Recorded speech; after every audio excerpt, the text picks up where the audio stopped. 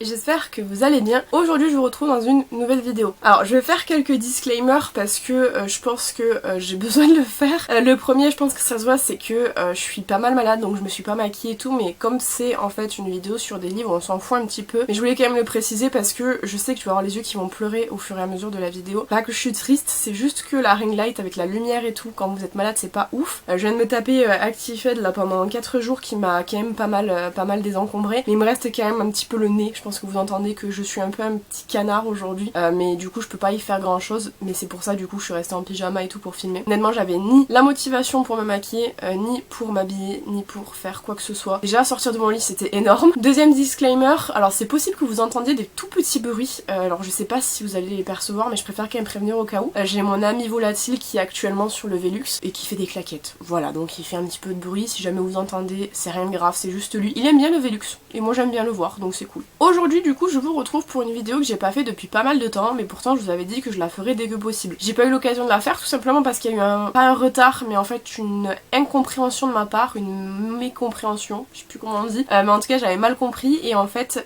bon je vous retrouve pour une vidéo sur les comptes interdits évidemment. Je vous avais parlé du fait que je voulais vous faire une vidéo sur les comptes interdits avec 2 livres comme je fais toujours, et j'attendais en fait que le bonhomme setter sorte en physique. Le problème c'est qu'en fait le bonhomme setter n'était pas prévu pour juin, mais il était prévu pour, je sais plus si c'est octobre ou novembre, mais en tout cas il est prévu pour la fin d'année. Donc du coup j'ai pas pu vous la faire, mais j'ai pu lire en fait en version e-book québécoise le bonhomme setter. Donc aujourd'hui je vous fais la vidéo du coup avec la baie du Gévaudan et le bonhomme setter en même temps. Et comme j'ai lu le bonhomme setter cet été en fait, j'ai pas pu faire la vidéo et la filmer. Je peux la filmer que maintenant, donc du coup c'est pas très grave, mais vous avez du coup dans cette vidéo une revue qui va vous être faite sur la bête du Gévaudan de Brian Perrault et sur le bonhomme setter de Ivan Godbout. J'ai vu que ces vidéos là que j'ai pu faire il y a quelques mois fonctionnaient plutôt bien maintenant, parce que je pense que les comptes interdits, c'est même une certitude, sont de plus en plus lus, et je trouve ça hyper cool parce que c'est vrai que c'est un genre de lecture moi personnellement que j'apprécie beaucoup, et je trouve ça hyper sympa en fait qu'ils aient ce genre de visibilité là aujourd'hui. Et donc du coup je vais venir vous faire les revues comme je fais d'habitude. Donc pour les gens qui n'ont pas l'habitude à ce genre de vidéo là, je vais d'abord vous parler de la bête du Gévaudan de Brian Perrault, à vous donner quelques informations sur le livre, le combien de tomes c'est, etc. Il n'y a pas d'avant ou d'après pour celui-là en tout cas, ni pour le bonhomme setter, donc ça ira plutôt vite à ce niveau là. Et par la suite vous donner mon avis, et ensuite je passerai au bonhomme setter pour pouvoir vous dire ce que j'en ai pensé également. Voilà, bon bah écoutez, j'espère que cette petite vidéo vous plaira du coup, et je vous laisse avec la suite. Du coup, comme je vous l'avais mentionné, on va commencer par La bête du Gévaudan de Brian Perrault, que j'ai acheté le jour de sa sortie en France, à savoir début juin, je sais plus exactement quel jour, mais j'étais allée le chercher, et donc du coup moi c'est une édition Contredire. Pour celles et ceux qui ne connaissent pas la différence en fait entre les éditions Contredire et les éditions Ada, je vous en avais déjà parlé dans une vidéo, je crois que c'était la première il me semble, où j'avais fait en fait tout un speech à ce sujet là. Si vous deviez retenir quelque chose, c'est que Contredire c'est l'édition française et Ada c'est l'édition québécoise, à savoir que les éditions Ada ne seront plus accessibles à l'Europe du coup parce qu'il y a eu une décision qui a été prise, donc on aura du coup que les éditions Contredire qui sont actuellement en train de rééditer du coup les anciens contes interdits dans leur édition à eux. C'est pour ça que chaque mois vous avez, enfin je sais pas si c'est chaque mois, mais en tout cas vous avez des éditions qui sont refaites, notamment par exemple Aladdin, Alibaba, Jack et le Radeau Magique ont été refaits je crois, il me semble, enfin je sais que récemment Aladdin pour sûr a été refait et Alibaba également, donc du coup c'est ce qui explique en fait que vous ayez plusieurs maisons d'édition, mais Contredire c'est l'édition que nous on trouvera plus facilement. Ada moi j'en ai parce que je les ai achetés en fait en seconde main sur Vinted. J'achetais beaucoup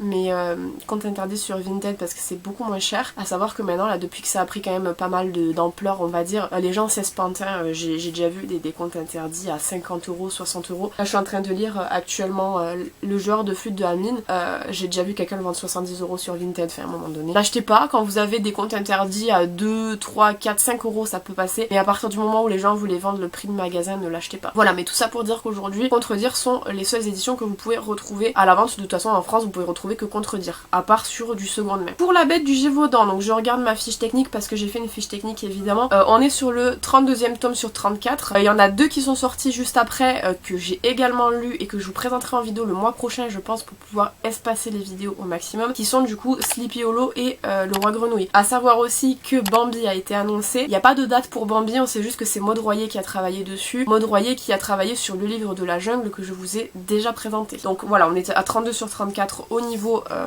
du classement, on va dire. Pour les pages, on est sur du 270 pages, c'est pas mal grand pour un conte interdit honnêtement. Alors j'ai pas moi le Magicien d'Oz, je crois que le Magicien d'Oz c'est le plus grand, mais de toute façon vous le voyez hein, qu'il est quand même relativement épais celui-ci. Mais il y a une explication à tout ça que je ne vous donnerai pas, que vous découvrirez dans le livre si vous avez l'occasion de le lire. Et il coûte actuellement 14,90€ sur la Fnac. Moi je l'ai acheté en physique chez Cultura à 14,90€, qui est le prix de vente normal des contes interdits. Voilà, chez Contredire, le prix c'est 14,90€ maximum. Il n'y a pas de toute façon il n'y a pas de minimum au maximum, c'est 14,90€. Mais pour vous dire de ne pas payer plus cher que ça un conte interdit en seconde main. Normalement la seconde main, je suis désolée, mais c'est au minimum 50% du prix. Hein, mais bon bref, ça c'est un autre sujet. Alors au niveau des trigger warnings, on est sur de la violence. Je me rappelle pas qu'il y ait autre chose comme trigger warning que violence. Parce que comme je vous ai dit, je l'ai lu en juin, j'ai fait ma fiche technique en septembre je crois. Donc non, moi j'ai pas souvenir qu'il y ait d'autres trigger warnings que de la violence. Mais de la violence quand même qui est pas mal prononcée. Mais il n'y a pas tout ce qui va être violence qu'on peut avoir d'habitude. Donc violence sur les enfants, sur les animaux ou quoi que ce soit. Il me semble en tout cas qu'il n'y a que de la violence. Que de la violence. Au niveau de la note, j'y ai attribué 5 sur 5. C'est vraiment très bien 5 sur 5. C'est, il fait partie de mes contes interdits préférés. Alors au niveau des points positifs, je vais donner d'abord le point négatif pour moi parce qu'il y en a qu'un seul, c'est que j'ai trouvé que la fin était assez classique, assez basique et presque qu'elle avait été bâclée en fait. On avait presque voulu en fait se débarrasser du fait qu'il fallait faire une fin malgré toute la construction qu'il y a autour, parce que justement en fait dans les points positifs moi que j'ai pu y retrouver, c'est que la construction du livre est ouf. Genre vraiment j'ai adoré la façon dont tout avait été pensé en fait dans le livre. Vous vous rendez compte que vraiment toute l'histoire, tout ce qui a été écrit, tout ce qui a été développé autour du livre, on n'est pas juste sur une question de il fallait éditer un livre, on l'a édité, on l'a écrit, on l'a édité. Il y a vraiment toute une réflexion derrière que vous pourrez comprendre si vous lisez ce livre là,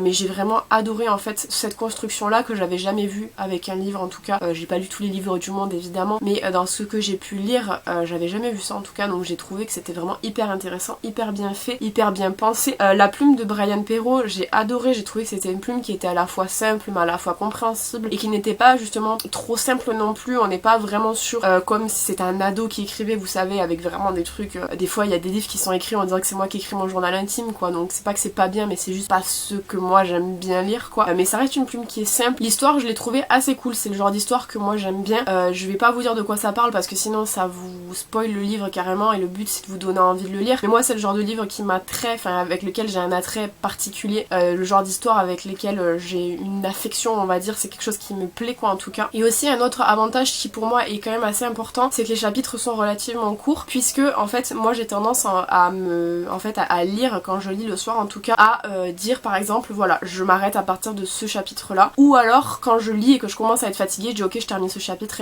et c'est fini quoi, je vais au lit. Et souvent on se retrouve avec des livres qui ont des chapitres qui sont interminables et c'est compliqué en fait du coup de se dire voilà j'arrête à ce chapitre là s'il vous reste 20 pages de chapitre quoi. On est sur des chapitres qui sont très courts, donc si vous êtes comme moi et que vous aimez bien vous arrêter, voilà terminer votre chapitre et aller dormir, c'est pas mal parce que du coup vous n'avez pas besoin d'attendre 20 pages supplémentaires ou alors à couper en plein milieu. Ça c'est ce que j'aime pas faire, c'est couper en plein milieu parce que je sais jamais si je m'arrête à la page de droite, à la page de gauche, si je m'arrête en plein milieu, si je sais jamais. Alors que quand vous arrêtez un chapitre, voilà vous êtes arrêté à ce chapitre là, vous êtes tranquille, c'est fait et du coup voilà vous pouvez aller dormir tranquillement. Donc pour le coup celui-ci j'ai beaucoup aimé, il fait partie de mes contes interdits préférés. J'ai refait un classement là il y a pas longtemps des contes interdits avec les notes que j'avais données et je crois qu'il y en a 5 qui sont dans les 5 étoiles, ce qui est vraiment très très bien. On a notamment du coup la princesse au petit pois dont je vous avais déjà parlé, on a les 3 petits cochons je crois aussi, il me semble qu'il est dans les 5 étoiles ou les 4 je sais plus, mais on a Peter Pan, on a La Belle et la Bête également qui se retrouve dans le 5 étoiles, donc c'est vraiment très très bien. Je suis relativement satisfaite des contes interdits que j'ai pu lire pour l'instant en tout cas, et si jamais ça vous intéresse j'ai un compte Instagram que je vous mets juste à l'écran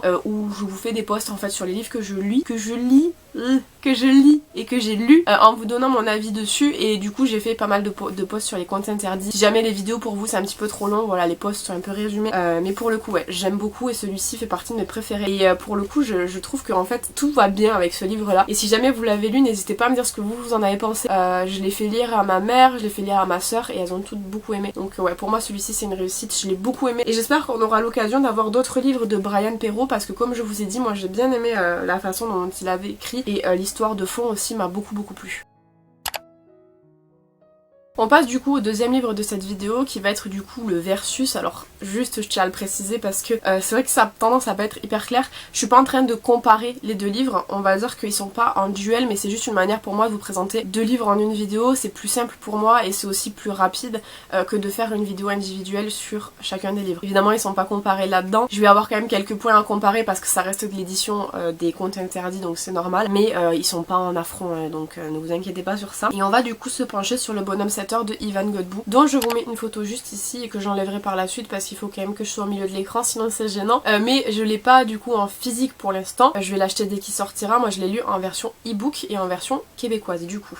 Donc aux éditions Ada évidemment. Donc on est sur le tome 31 sur 34 qui du coup passe avant La Bête du Gévaudan puisque c'est 31, l'autre c'était 32. Sur 34 comme je vous ai dit, il y en a deux autres qui sont sortis entre temps. Moi je l'ai lu aux éditions Ada mais il va être disponible aux éditions Contredire. Alors au niveau de la date comme je vous dis, je me rappelle plus du tout. Je sais qu'il va sortir en même temps que il y a Krampus qui va sortir aussi en France parce qu'on l'attend depuis pas mal de temps. On attend aussi Bastien et Matisse, on attend vraiment pas mal de contes interdits actuellement qui demandent à être traduits tout simplement. Donc voilà, on a hâte écoutez parce que moi je les collectionne en physique en fait et il m'en manque pas mal puisqu'on a aussi pas mal de spin-offs qui sont sortis ces derniers temps, notamment Dev, notamment Red, notamment on a Alcide qui va sortir, enfin bref il y a beaucoup de trucs qui vont arriver. Évidemment si jamais ça vous intéresse aussi, je le mentionne, n'hésitez pas à aller sur le compte livre où je vous tiens au courant justement de ça si ça vous intéresse un peu l'univers des contes interdits et tout. J'en parle beaucoup parce que c'est quelque chose qui me passionne aussi donc voilà. Mais pour l'instant en tout cas, sachez que il y en a que deux qui sont sortis après. Au niveau des pages on est sur 216 pages donc ça se lit très rapidement. Les contes interdits en général ça ne n'excède pas on va dire les 290 pages. Je crois que comme je vous dis il me semble que le plus grand c'est le Magicien d'Oz que je n'ai pas donc je sais pas combien de pages j'y fais mais il me semble que c'est pas au-delà de 290-300 pages donc il n'y a pas de souci sur ça, c'est des trucs qui se lisent très rapidement. Au niveau du coup des trigger warnings, j'en ai pas noté outre la violence et surtout en fait de la distorsion physique. Je peux pas rentrer trop dans les détails non plus mais je sais que la distorsion physique en tout cas c'est quelque chose qui met très mal à l'aise donc c'est pas vraiment un trigger warning mais ça met mal à l'aise quand même. Moi ça m'a mis un peu mal à l'aise, je peux pas vous dire mais de la distorsion physique en fait vous interprétez ça comme vous voulez mais de la distorsion physique moi ça m'a mis mal à l'aise. Je l'ai mis dans les trigger warnings quand même parce que je pense que ça peut en être un. À partir du moment où ça vous met mal à l'aise c'en est un je pense.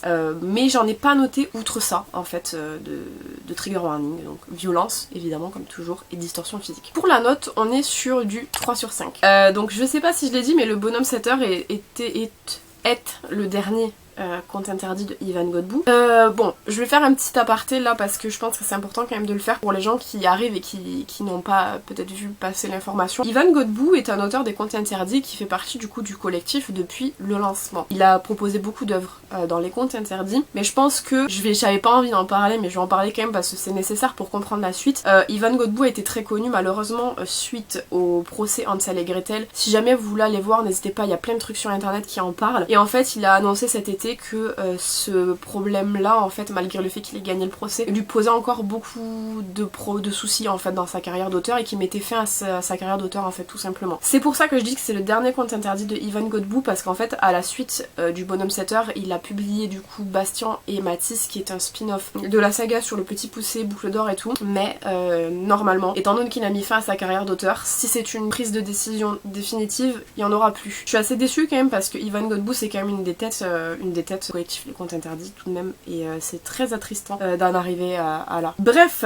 donc c'est donc du coup son dernier et c'est vrai que par rapport à ce que moi j'en ai ressenti, c'est vraiment un conte interdit qui est très doux par rapport à tout ce qu'on a pu avoir. Alors Ivan Godbout, j'en ai pas lu de lui mais j'ai pu lire la saga Cobaye cet été et j'ai découvert du coup vraiment un petit peu son style d'écriture, son style d'horreur à lui, qui est une horreur qui est très prononcée et qui est vraiment très décrite en fait. Et là pour le coup en ayant lu le bonhomme 7 justement, je me suis rendu compte qu'on était vraiment sur quelque chose de doux, de presque délicat en fait pour un conte interdit, malgré le fait qu'il y a de la distorsion physique, c'est pas quelque chose qui moi, ça m'a mis mal à l'aise mais ça m'a pas effrayée en fait. Et les contes interdits ont pour but à la base d'être relativement effrayants, de faire peur et de rentrer en fait si vous voulez dans une sorte de cercle avec quelque chose qui est un peu différent de tout ce que vous pouvez lire, qui va vraiment à l'encontre de tout ce qu'on a l'habitude d'écrire et tout ce qui est vraiment politiquement correct en fait. Et là pour le coup j'ai trouvé que c'était beaucoup trop soft, malgré le fait que ce soit un sujet qui change, puisque on est en fait dans un univers onirique. Voilà, moi c'est pas un genre qui m'a plu. Honnêtement je vais pas vous mentir, j'ai mis 3 sur 5 5 parce que c'était bien écrit, parce que l'histoire était correcte, mais c'était pas mon genre de base. J'ai trouvé que c'était pas assez gore en fait. Moi je m'attendais vraiment à ce que ça y aille, malgré le fait qu'on soit justement dans un rêve. On avait tellement de possibilités de pouvoir faire des trucs très gore dans un rêve. Au final j'ai eu l'impression qu'il était sur la retenue, et c'est pour ça que je voulais vous parler juste avant du fait que c'était son dernier conte interdit, parce que j'ai l'impression qu'en fait avec le temps il a eu envie, en fait, pas envie de choquer justement comme il y avait eu avec Hansel et Gretel, où pour le coup ça a tellement fait un énorme pataquès autour d'un truc en plus qui franchement honnêtement ça méritait pas ce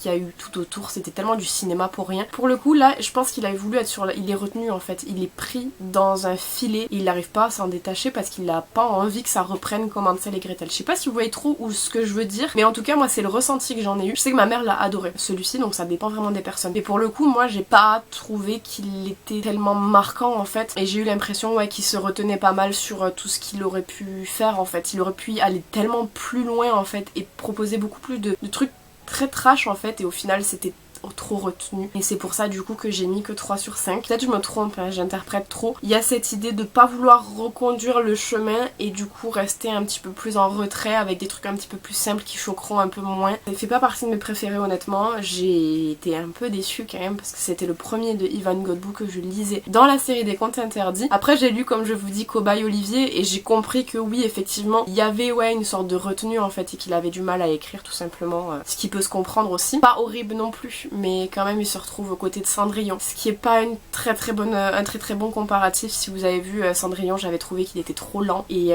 j'avais pas spécialement trop apprécié. Voilà donc mon avis sur ces deux livres là. Je le reprécise évidemment, ça reste mes avis uniquement personnels, c'est mes ressentis à moi sur des lectures. Il y a peut-être des lectures que j'ai fait que j'ai adoré que vous allez pas aimer, et inversement des lectures que moi j'ai pas trop aimé que vous allez adorer. Ça dépend des gens, ça dépend de vos styles de lecture, ça dépend de ce que vous attendez. On a tous des goûts différents et heureusement, mais là en tout cas c'est mon avis à moi. Je vous invite de tout de même à les lire, à les découvrir, parce que ça reste des auteurs qui ont travaillé sur un projet et c'est toujours très intéressant de découvrir le travail des gens à travers leur écriture, à travers de toute façon ce qu'ils produisent. C'est toujours hyper intéressant de voir un petit peu ce que les gens proposent, et pour le coup je vous invite à découvrir ces deux livres là. Et si jamais vous les avez déjà lus, n'hésitez pas à me dire ce que vous en avez pensé dans les commentaires de ces livres là, et aussi si jamais quel est votre conte interdit préféré, si vous avez lu récemment les contes interdits, si vous venez de découvrir avec cette vidéo, si ça vous donne envie de découvrir. Je vous invite à mettre tout ça dans les commentaires. Ici je vous ai déjà fait plusieurs vidéos sur les contes interdits, j'ai d'ailleurs une playlist sur ma chaîne YouTube qui vous récapitule pas mal de contes interdits que j'ai lus, et là j'ai du coup une vidéo qui va arriver au mois de novembre sur Sleepy Hollow et le Roi Grenouille, et du coup le mois d'après je pense que vous aurez Réponse et le joueur de flûte de Hamelin que je suis en train de lire. J'essaie de vous les séparer un petit peu et pas vous en faire trop d'affilée parce que j'ai d'autres vidéos à produire avant et que j'ai pas envie que vous vous lassiez, mais en tout cas ouais j'ai hâte de vous sortir ces vidéos là parce que c'est des lectures que j'ai trouvées plutôt chouettes. Quant à moi je vous retrouve bientôt dans une prochaine vidéo. En attendant, prenez soin de vous.